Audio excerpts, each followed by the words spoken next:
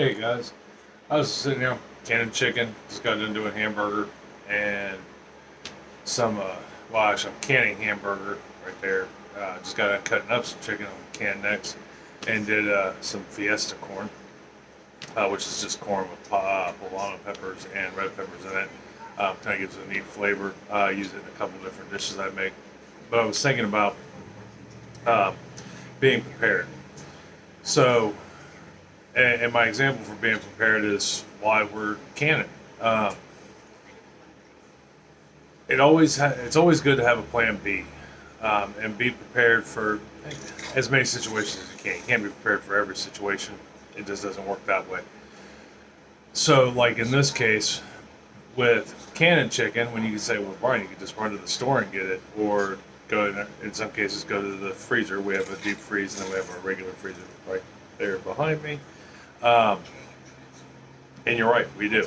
But living in Ohio, especially in the wintertime, um, or any time for that matter, uh, bad things can happen.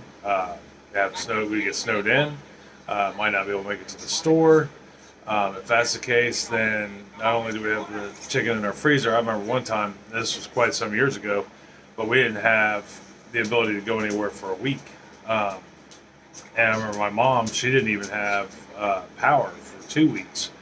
So what do you do? Well, in that case, say like we don't have power.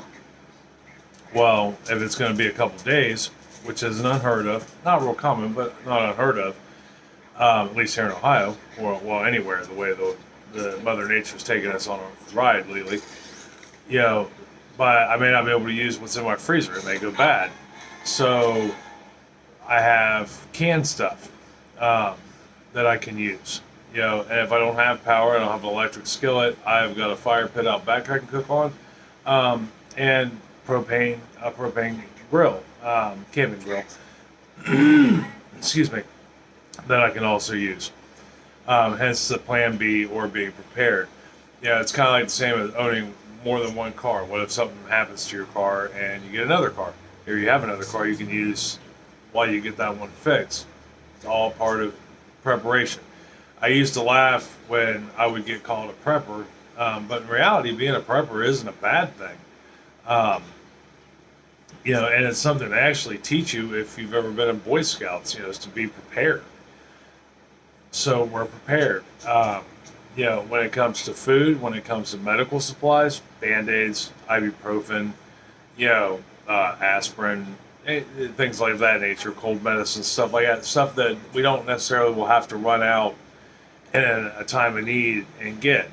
And I'm not saying you have to own 50 of everything, but, to have enough to maybe get you through a week or two.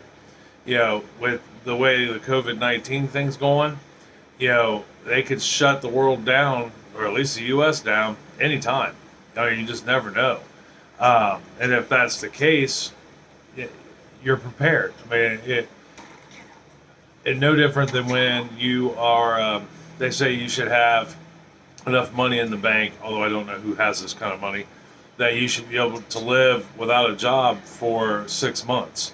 Now, 6 months is a lot, and that's a long time, and that's, most people, at least in my world, don't have 6 months worth of savings. But it's always same principle applies.